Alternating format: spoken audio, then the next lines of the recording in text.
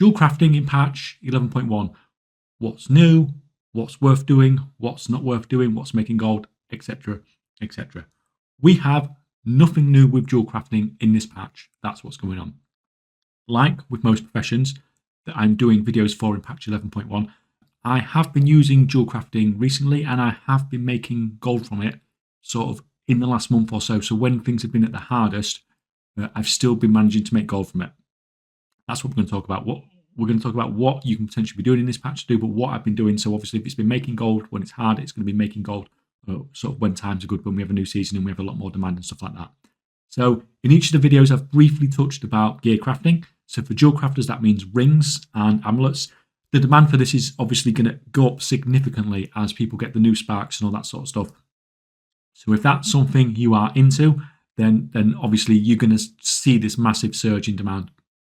Now, I don't do gear crafting like I've talked about in other videos. I just cannot be bothered to deal with people. But in case any of you guys do want to give this a go, I'm giving the same sort of advice in each of these videos. So firstly, use the craft scan add-on. This is the add-on that can pick up in trade chat when people are basically after purchasing a craft from you that sort of like you can craft, and it's going to pop up and make things significantly easier, make it so you're going to get much more of these and make a lot more gold from it. Now, the important thing here is to customize the message. Don't just freaking leave the default thing up because people are just going to ignore you unless they're really desperate. People are going to go for the one with the customized message. So just customize it in the add-on, make it stand out a little bit, and you're going to make more gold from doing this rather than just keeping everything at sort of like default settings. Secondly, cross-server crafting is a thing, especially something like jewel crafting where a lot of people have it because there's very little barriers of entry to actually get the jewel crafting gear, crafting stuff up. It's very few knowledge points to get into this. So selling cross-server could potentially be a thing. Invite them to group, do it as a guild order, profit basically. This means that you can sort of, if you're on a large population server, you can target sort of low population servers where there'll be less people crafting these or maybe nobody crafting these. So you could actually potentially make a bit of gold from this. And I know some people have crafted like they've made up like guilds and have a full empire across like a full region crafting all the stuff. So you can do quite well from this. If you are struggling to do this on your main server, you can always advertise on another server if you want to. Right, from a concentration perspective, gems will carry on being solid, but not fantastic way to spend your concentration. I know a lot of you guys set this up quite early in the expansion because it was quite good then, and they've been okay. It's going to be really interesting to see what happens with the cut gem prices when the season really does start to kick in, because demand's obviously going to go up a lot. And as the stockpiles that people have of those concentration gems sort of gets burnt through, then we can potentially see prices go up and profit margins go up a bit. It's going to be interesting. So this is like, we have that same sort of theory with enchanting, that if that stockpile gets burnt through, then prices could go up. But there's less demand for gems than for enchants, but there's also a significantly less people who are running gem concentration enchanting characters compared to the enchanting.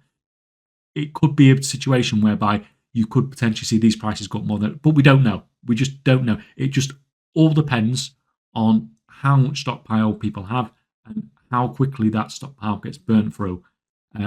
Nobody knows that. But either way, concentration jewel crafting for the cut gems should at least carry on being as good as it is.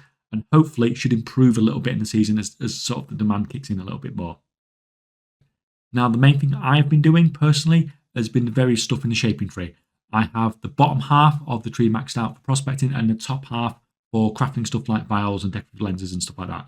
I personally found the best use for jewel crafting is prospecting and then using the results of that prospecting to craft stuff like vials and lenses and stuff that are currently crafting at profit. Now, if you use the vials yourself for an alchemy or something like that, then that's fair enough. But I've generally found that they are sort of less profit than the other things in jewel crafting, even if they do tend to sell a little bit faster. Profession setup wise, it really depends on what you want to do. For prospecting, you need 40 points in gems, 20 points in emerald, 20 points in onyx, 20 points in ruby, and 20 points in sapphire. And that's literally everything for prospecting from a knowledge perspective. Now, for the actual crafting of the stuff that you're going to use from this, then basically you need 30 points in shaping, 15 points in glasswork, and 15 points in masonry, depending on what you actually want to craft. But if you want to craft it all, then just have all the points. It's not actually that bad. It's only 180 knowledge points to be able to do all of that, and that's a lot to be able to do with sort of 180 knowledge points BIS setup. Profession gear wise, you obviously need everything rare, rank 5 as usual. For prospecting, you need a resourcefulness tool with a resourcefulness enchant.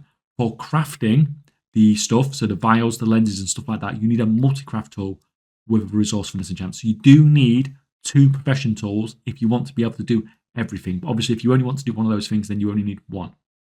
Now, like I said, the general idea is you want to prospect whenever prospecting is a profit, and then use those materials to craft stuff to sort of further increase your profit margins.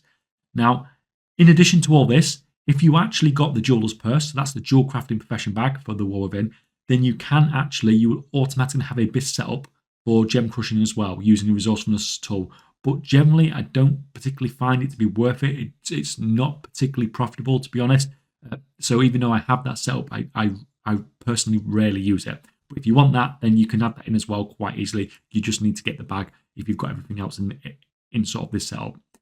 As far as buffs and stuff like that's concerned, the Vial of Bountiful Seasons, rank 3, absolutely essential for everything you're doing in sort of jewel crafting here. You need it when you're prospecting, and you need it when you're crafting. That resourcefulness is going to make a huge amount of difference.